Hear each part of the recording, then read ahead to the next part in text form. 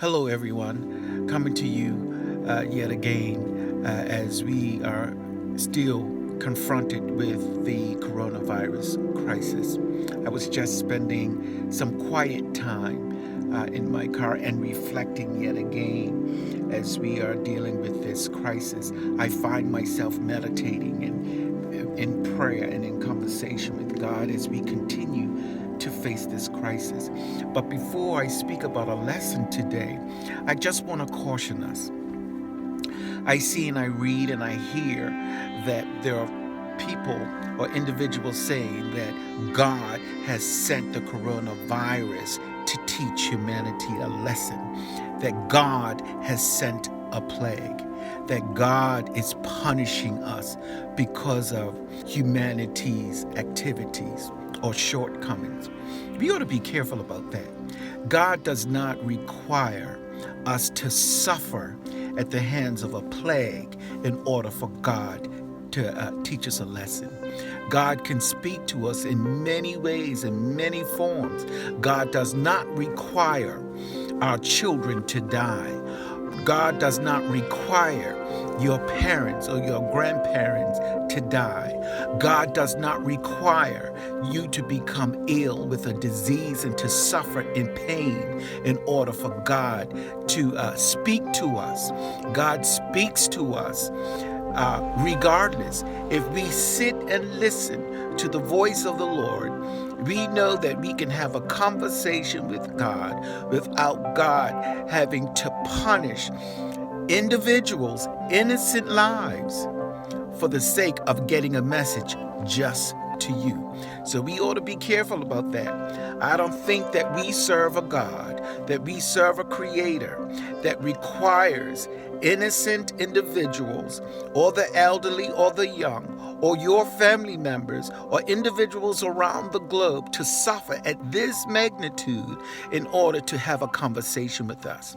I do believe, however, that regardless of this situation or any situation, God is always available to us, that God can be in dialogue with us, that we can go into prayer and meditation, and we can look for and seek answers, and we can listen to the voice of the Lord, because God is always there and consistent, and God is love. So we have to be careful that we do not blame God in many instances for human error.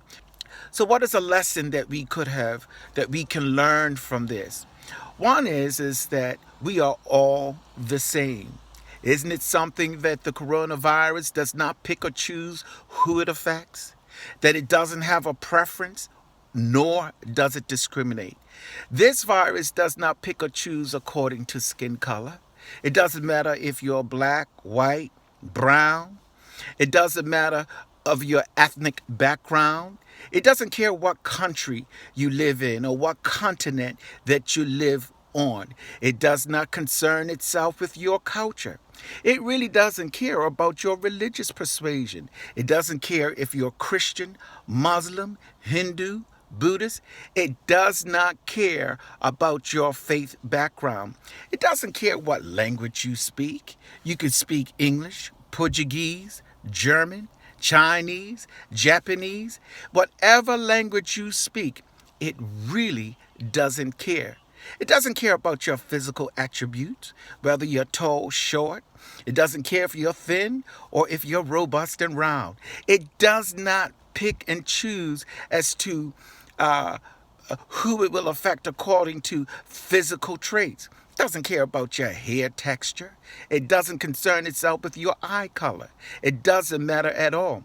It doesn't concern itself with your social status, whether you're rich, poor. It doesn't concern itself as to whether or not you're powerful. It doesn't care about your political background, whether you're Republican, Democrat. It doesn't care about any of those things. It will affect whatever human being it comes in contact with. And it doesn't discriminate, and it affects equally. And so there's a lesson in that. What is the lesson? That we are all the same. And likewise, but on the different spectrum, when you go to the hospital, you know that doctor and that nurse that treats you, hopefully and prayerfully. That doctor does not pick and choose according to your ethnic background. It doesn't. They don't care about what age you are. They're trying to what? Save your life. So at the end of the day, what matters the most is your life. Is a life. And so we should be reminded in this particular situation that we are all the same. But it's only on superficial perspectives that many of us would tend to default on and judge each other and begin to label each other and put each other into particular categories and determine for God too as to who can have access to God. Isn't that something? We shouldn't pick and choose who we help. We shouldn't pick and choose who we care for. We ought to care for individuals simply because they're human beings, simply because they're alive, and that we need to extend love regardless of who they are or where they come from.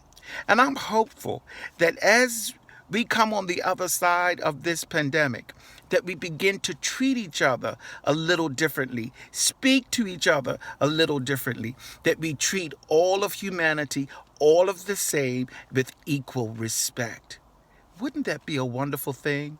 So while I don't think that God sent this crisis to us or that God created this pandemic. We don't know how it started.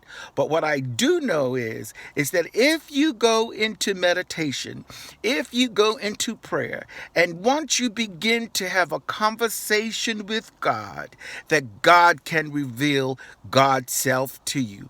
And we ought to seek an answer and take a lesson from this situation. Listen, tomorrow is not promised to anyone. We are all learning. We're continuing to grow. Let's treat each other with some love and with some dignity. And prayerfully, we'll get through this together. But we can only do it together. We can't see differences in each other. We have to see that we are a part of the human race and that we all on the globe, humanity, will rise together to defeat this virus. Wishing you all the best. May you stay healthy and may your family be healthy as well. Talk to you soon and be blessed.